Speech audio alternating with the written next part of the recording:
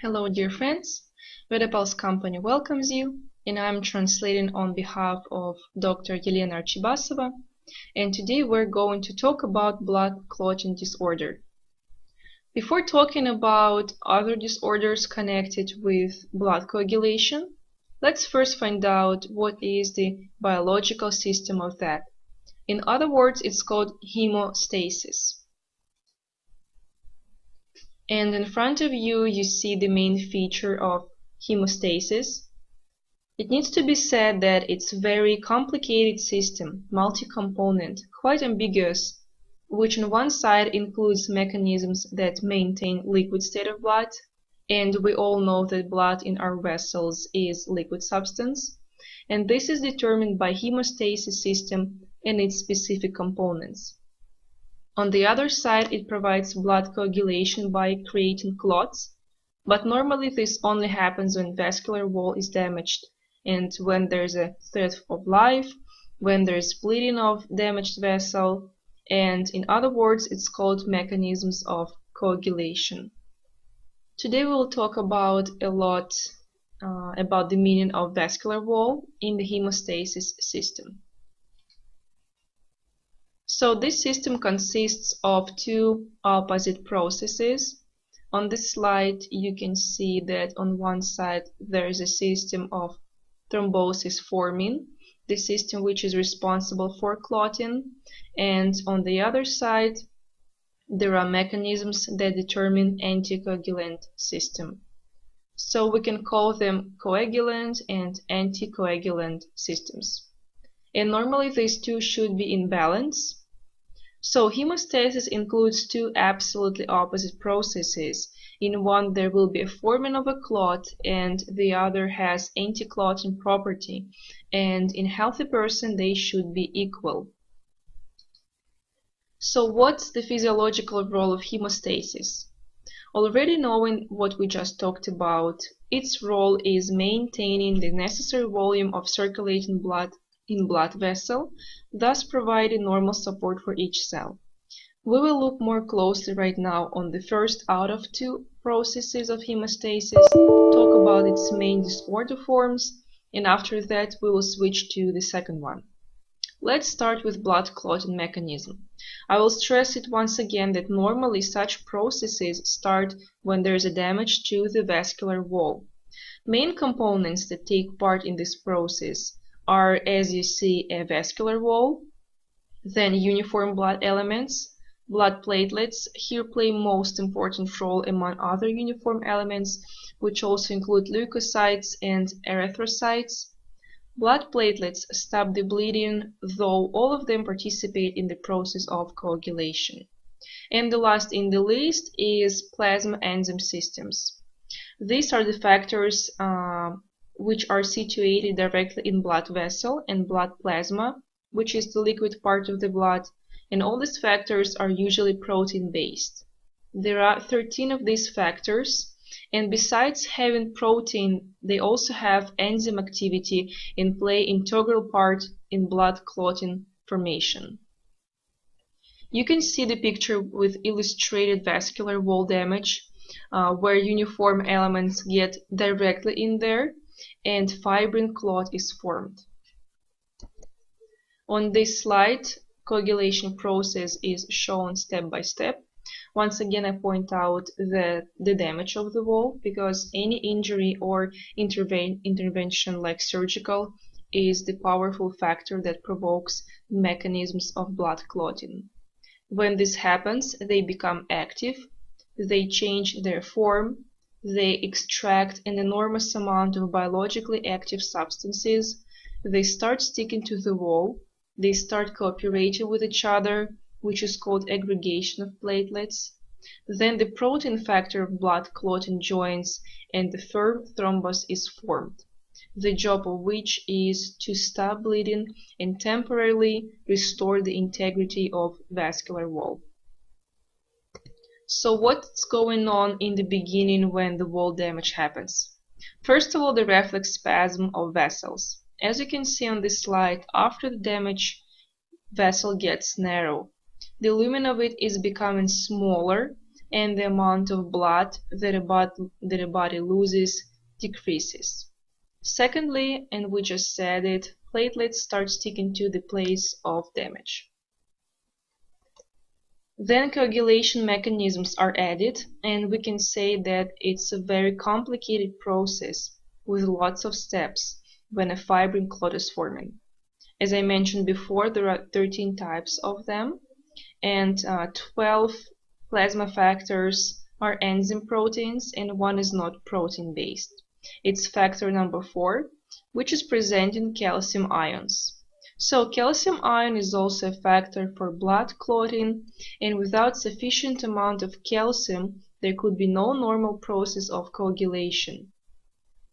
Blood coagulation is a complex biological process of the formation of fibrin protein filaments in the blood that form blood clots, as a result of which blood loses fluidity by acquiring a curdled consistency. In front of you, you see liver that performs a wide range of functions in the body, and here are only the functions that are connected with protein synthesis.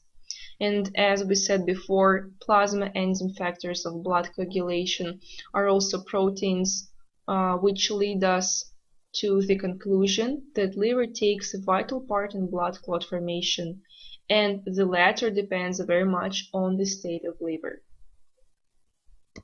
Next component that provides normal process of coagulation is vitamin K.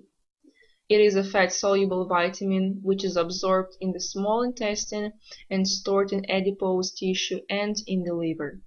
Vitamin K is naturally synthesized in the body in the small intestine, where the microflora lives, so normal microflora facilitates the synthesis of vitamin, and of course, if there are problems with that, then the amount of vitamin will be insufficient.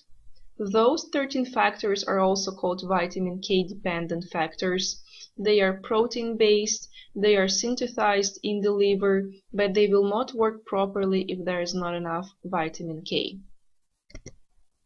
Let's look once again how thrombus looks like. We see uniform elements which are cellular content of clot. These are cells of blood, and here we see erythrocytes as they are the biggest part of the blood cell. Look how they are interlaced with fibrin filaments, the protein substance that is synthesized by the very complicated processes in organism involving 13 factors of blood coagulation. We looked at all the main mechanisms and components which take part in coagulation process, and everything that is connected with blood clotting is called coagulation. And on the other side is hemostasis system with its anticoagulant property, which is represented by fibrinolysis. Fibrin clots are formed and fibrin filament, and then it undergoes lysis, in other words, destruction. During our life we get different injuries, and of course coagulation system starts working here by forming the clots, and that is absolutely normal. It is the protective reactions of the body. Those clots do not remain in blood vessel lumen forever. After the problem is solved, clots undergo the reverse process or destruction, and here anticoagulation system comes in play. Anti-clotting system or system of anticoagulants works towards maintaining the blood in liquid form. This system is represented by a number of substances, usually also protein-based, and because they are natural elements, they are present in blood vessel, and their job is to prevent clot formation when there is no damage to the vascular wall. But if that happened, then their job is to remove this clot from vascular system. So why do we need this complex process of clot formation and removal? In this particular sense, we need anticoagulant system to restore proper blood flow for normal functioning of the body. So our blood remains in liquid state first due to the anticoagulant system, and second due to the vascular wall itself, because normally vascular wall is smooth without any deposits, and I'm talking right now about plaques. Only stereovascular wall provides smooth blood flow without any stops, because uniform elements in the blood push off from the vascular wall, and that keeps blood flowing all the time. So, as we said before, there are two systems, coagulation and anticoagulation, and both work equally. But there are cases in which one of the systems starts dominating, and we will talk about the reasons of that. There is a condition that is called hypercoagulation. Coagulation is clotting, and hyper means extra. In this case, we have a situation where blood clotting process prevails and body has increased ability of blood to form thrombus. Once again, I would like to point out that healthy, smooth vascular wall is the key to good blood flow and non-stop blood circulation. On this slide, there is an illustration of vascular wall, and parts of it are absolutely normal and healthy, and one part is pathologically changed by atherosclerosis plaques. First of all, these plaques rapidly reduce the lumen of blood vessel, which means that the circulation is disturbed. The rate of flow is decreased and uniform elements get stuck in these plaques. They accumulate and stick to each other, and this activates clotting process. Besides atherosclerosis formation, there can also be inflammatory processes in vascular wall, which is called vasculitis, which also activates the blood clotting process. Any damage to the vascular wall first activates factor number 12 of blood clotting, which is called contact factor. Any surgical intervention is also a damage and carry the risk of developing hypercoagulation. Now we will talk about the condition which is called thrombosis, and it is a lifelong blood clotting process associated with the formation of a blood clot in the lumen of a vessel or heart cavity, which is called a thrombus. In the picture you see thrombus formation step by step. Within time it gets bigger and bigger, and this reduces the lumen in blood vessel and reduces blood circulation. Here's the main pathological processes that happen due to this disorder, and we have an example of how heart works. You probably heard about its pathological state called myocardial infarction. Myocard is the part of the heart that pumps blood by contracting itself, and it plays an enormous role during the life of a human and supplies coronary arteries with blood. Here we see stages of changes in the vascular wall. In the first picture, there are atherosclerosis plaques, then uniform elements stick and clot is forming in the vessel. The blood circulation reduces and the supply to the heart also reduces. Any extra physical activity is difficult for a person. And lastly, the clot becomes very big and closes the lumen, and blood cannot get to the myocard. And in this picture, we see this clot and muscle necrosis, which leads to infarction, which is the part when the part of heart dies, and this is one of the possible hypercoagulation complications. There are a lot of blood vessels in the body, and clotting of one of them can close the way for blood to get into the other. In this picture, we see example of brain thrombosis. Here is the atherosclerosis formation, which closes the lumen, and the trophism of brain tissue is disturbed, and this leads to ischemic stroke. Ischemia means hypoxia when there is no normal oxygen and blood supply to the cell. Next complication of hypercoagulation is called deep vein thrombosis. Usually when we say it, we mean deep veins of lower extremities. Let's look at the hemodynamics. Heart is the central organ of cardiac system. It pushes the blood into arteries, aorta. The blood flows in one direction from top to the bottom under high pressure, bringing oxygen to every cell. And when blood reaches bottom, then through the veins it goes back to the top, overcoming the gravitation force. It should come back to the right part of the heart. Blood flows in opposite direction. The pressure is significantly lower than in arteries. The law of hemodynamics is that the same amount of blood pushed from the heart during contraction should come back to it. So how the process works normally? Here is, you see the healthy vein. Many physiological factors contribute to blood flow. First of all, valve apparatus, which is in venous wall, and it stops the blood from going back down. So the damage of this valve leads to stagnation of blood and disturbed flow. Next mechanism that help vein to work correctly is that veins are inside the muscles, and constant physical activity and muscle contractions influence the venous walls and facilitate normal blood movement. Several factors like hypodynamia, lack of physical activity, sedentary lifestyle lead to the changes of wall structure. Valve apparatus is disturbed, which is resulted in blood stagnation and blood clotting. This is one of the risk factors of developing deep vein thrombosis.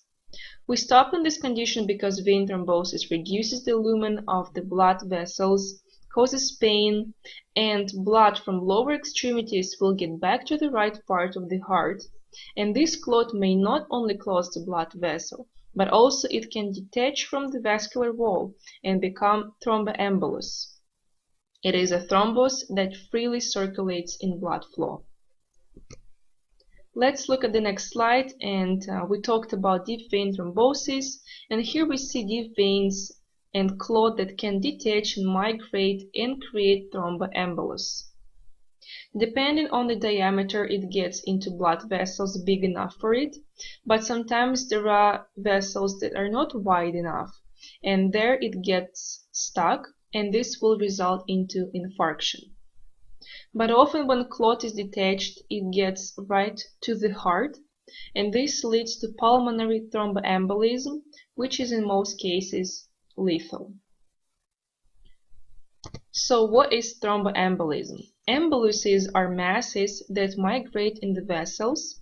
It can be air embolus, for example, which when gets in blood can cause infarction of an organ, or during injury some fat elements. But today we're talking about thromboembolism, which is the most popular case. Thromboembolus appears when there is thrombosis process, which means that during some time there was clot formation, and this clot got detached and started migrating in blood vessel. It's connected with vascular wall pathology. Heart pathologies promote the development of thromboembolism. Such inflammatory pathologies as endocarditis, which is inflammation of internal surface of heart, and changes of heart valves due to infections. Thromboembolism of the pulmonary artery, or PE for short, is when a detached clot from lower extremities gets into right side of the heart and then left ventricle, which in its turn has one of the main arteries that is called pulmonary artery. It later splits into two vessels that go to each of the lungs respectively. Embolus can go through heart in pulmonary trunk and close the lumen of any vessel in the lungs. This disturbs the oxidation process and supply of arterial blood to the left part of the heart. What are the kinds of pulmonary embolism? It depends on the percentage of lumen clotting. If it's 25%, then it's small, 50 is submassive, massive is more than 50%, and fatal case is when more than 75% is closed. This is about pulmonary arteries, but there is even worse case when thromboembolism is closing the pulmonary trunk itself, and the death happens almost immediately within 1 or 2 hours. Let's look at some of the statistics, and pulmonary embolism is third most common disease among all cardiovascular illnesses. In 60% death comes within 1 hour, and help cannot be provided outside of hospital. And intravital diagnosis of pulmonary embolism does not exceed 60% of all observations. So what are the symptoms of pulmonary embolism, complaints and manifestations? The most common sign is difficult breathing or dyspnea. The person feels better in horizontal position. It's the different kinds of heart pain, cyanosis, and pale face, especially nasolabial triangle. There is severe hypoxia with thromboembolism, and there also could be muscle spasms in extremities. Thromboembolism of deep veins can be determined first of all by pain in legs, and sometimes the person can faint. Here the question of how to prevent it arises and what we can do. Any injury can start clot forming, so avoiding injuries is the best prevention. If we talk about endogenous causes, then it's predominance of blood clotting factors activities, those 13 factors that we talked about previously. And it's better to look at family history if there are some close relatives that have similar diseases. And one of the preventative methods is to find out polymorphisms of genes that encode factors 5 and 7, which carry the risks of hypercoagulation. And here I will say that our company, Veda Genetics, issued new module that helps to determine polymorphisms of such genes. Change in vascular wall, which we said is one of the powerful factors provoking hypercoagulation, plays a very important role. We have a webinar about changes of venous vascular wall, and it's called varicose veins of lower extremities, where risk factors are enlisted because varicose disease is the risk to develop deep vein thrombosis and later thromboembolism. So state of vascular wall is very important for normal functioning of blood, and we also highlighted importance of genetic predisposition risks and role of injuries. It needs to be said that even healthy people can have hypercoagulation in certain cases. For example, hypodynamia and sedentary lifestyle. Also, it's people with office jobs or truck drivers or even long-distance flights. There is also an opposite situation which is called hypocoagulation. It's when hemostasis function is changed with predominance of anti-clotting system. In our webinar, we will not talk about that today because we're mostly talking about blood clotting risks and factors, but nevertheless, I'll say a couple words. Hypocoagulation is the reduction of the blood ability to coagulation and tendency to secondary bleedings and hemorrhage. It could be spontaneous or after insignificant injuries. So what are the reasons for hypocoagulation? We saw that blood clotting factors are produced in liver, so any liver pathology, first of all, hepatitis, cirrhosis, different hepatosis, all this leads to disturbed synthesis of blood. Heredity also plays a big role. I think everyone heard about hemophilia. It's the lack of blood clotting factors, either 8, 9, or 11. If there is deficiency in some factors, then blood clotting process will not function correctly and will lead to bleeding. Other pathologies like thrombocytopathy or thrombocytopenia, when there is decreased amount of platelets than needed. Next slide shows manifestation of hemophilia. It's exclusively genetic disorder which is transferred from mother to son. Female is the carrier, but only boys suffer from it. And also it's 50-50%. Any injury will lead to heavy bleeding, especially dangerous in childhood when kids are very active, and such bleeding can only be stopped in hospital. Here's the main changes that happens with idiopathic thrombocytopenic purpura, when there's very little amount of platelets in blood. And the reason is probably some autoimmune disorder. So there were most common manifestations of hemostasis disorder that we just talked about, and I would like to name some food products that have either clotting or anti-clotting properties.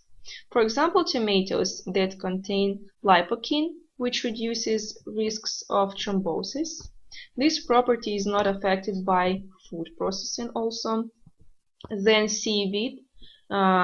Seaweed is very rich in iodine and close to heparin, which is our natural endogenous anticoagulant. First, this substance was found in liver, and then cinnamon, which reduces cholesterol level. Foods rich in taurine, which is seafood and fish. Taurine lowers rate of clot formation by 12%. Products that increase coagulation activity such as buckwheat, rose hip, also walnut, almost all beans, white bread and bakery products, types of meat like liver and kidneys. Next, we will stop on main markers of VedaPulse system that help to determine hypercoagulation.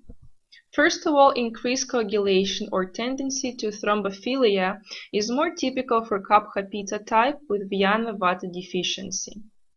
On next slide, we see that Vata is in deficiency and it's lower than 1. Vata is subdosha that coordinates cardiovascular system, and when we talk about deficiency of this subdosha, we always mean blood stagnation and tendency to thrombosis. Next slide is Pancha Mahabhuta, where we see that earth and water are dominating. This is all typical for Kapha type. The rest of elements are either subdominating or in depletion state. One more marker is bioenergy, where we see that energy level is very high, but the tension is not even, as you can see on the picture. And first of all, the spleen area is changed. Spleen is earth element, and spleen tension is one of the signs for blood stagnation and hypercoagulation. Previously, I was talking about Veda Genetics module that was recently issued for VedaPulse system, which helps to determine the polymorphisms of certain genes. And knowing this predisposition, a person is following recommendations and is reducing the risks of developing diseases. Also, I would like to say that in the beginning of November, there will be a webinar on pulse diagnosis, and here you see that it includes several blocks for beginner users, for advanced user, for experts in traditional medicine, and the last one is about innovative methods of genetic analysis. So you're welcome to take part in this seminar. And one more thing to say is the course of online lessons held by Atreya Smith, and this is about Western phytotherapy from Ayurvedic point of view.